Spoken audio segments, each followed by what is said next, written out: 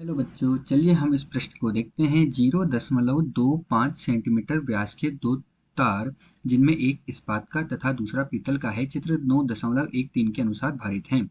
बिना भार लटकाए इस्पात तथा पीतल के जो तार हैं उनकी लंबाइयां क्रमशः 1.5 मीटर तथा 1 मीटर है।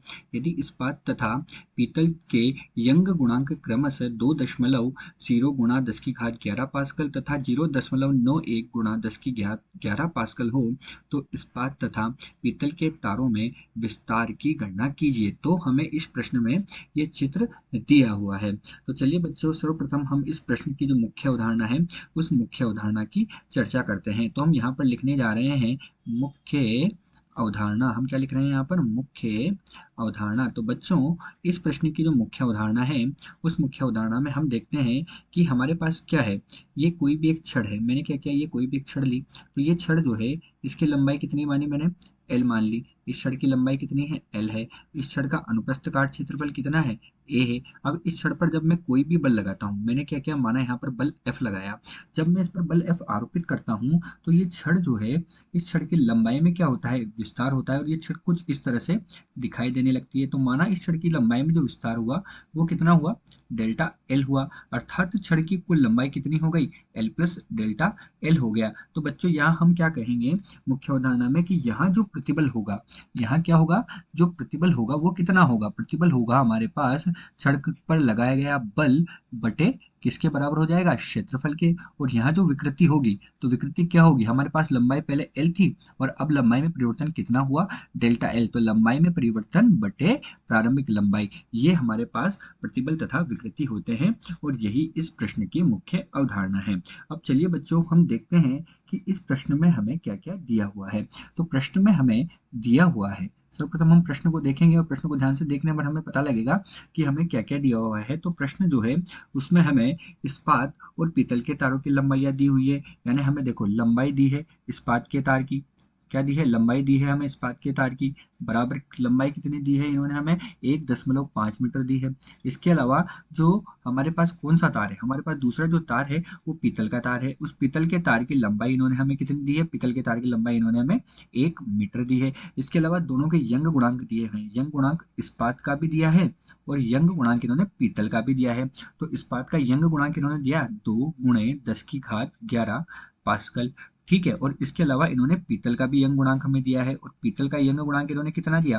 पीतल का यंग गुणांक इन्होंने दिया 0.91 गुणे 10⁻11 पास्कल। ये इन्होंने हमें प्रश्न में दिया हुआ है और इसी के साथ इन्होंने हमें व्यास दिया हुआ है डी बराबर कितना व्यास दिया है? 0.25 सेंटीमीटर। तो 0.25 सेंटीमीटर इन्होंने हमें व्यास दिया है। तो हमारे पास त्रिज्या जो आर है उसका मान कितना हो जाएगा? 0.125 सेंटीमीटर, अर्थात 0.125 गुणे 10 की घात कितना हो जाएगा? ऋण 2 मीटर के बराबर हमारे पास इसकी त्रिज्या हो जाएगी। तो चलिए बच्चों, अब मुख्य अवधारणा के आधार पर हम क्या करेंगे? प्रश्न को हल करेंगे। तो हम क्या करने जा रहे हैं? अब प्रश्न का हल करने जा रहे हैं। तो हम लिख रहे हैं हल, और हल लिखते हुए हम सर्वप्रथम बोलते हैं कि हम जानते हैं जो यंग गुणांक होता है वो यंग गुणांक का मान, जिसे हम y से प्रदर्शित कर रहे हैं, का मान प्रतिबल बटे विकृति। अनुदैर्ध्य प्रतिबल तो प्रतिबल होता है, मुख्य उदाहरण हमने देखा, बल बटे क्षेत्रफल। और विकृति क्या होती है? प्रारंभिक लंबाई बटे अंतिम लंबाई। ठीक है। तो जब हम इसे हल करते हैं उससे पहले हम देखते हैं कि f कितना है। f हमारे पास क्या है? यहाँ पर बल है। a हमारे पास क्या है? यहाँ पर क्षेत्रफल है। ठीक है। l हमारे पास क्या होती है? लंबाई होती है। l क्या है? लंबाई है। और डेल्टा एल क्या है? डेल्टा एल जो है ये लंबाई में परिवर्तन है। डेल्टा एल क्या है? जो लंबाई में हमारे पास परिवर्तन आया था वो लंबाई में परिवर्तन को हम किससे लिख रहे हैं? डेल्टा एल से लिख रहे हैं। तो बच्चों, इस प्रश्न में हम किसकी बात कर रहे हैं? चित्रानुसार हम एक भार लटका रहे हैं। अब भार लटका रहे हैं तो भार लटकाने पर बल जो होगा एफ वो किसके बराबर होगा? जो उसका भार होगा, यानी कि एम गुणे जी के बराबर होगा। जहाँ जी क्या है? गुरुत्वीय त्वरण है।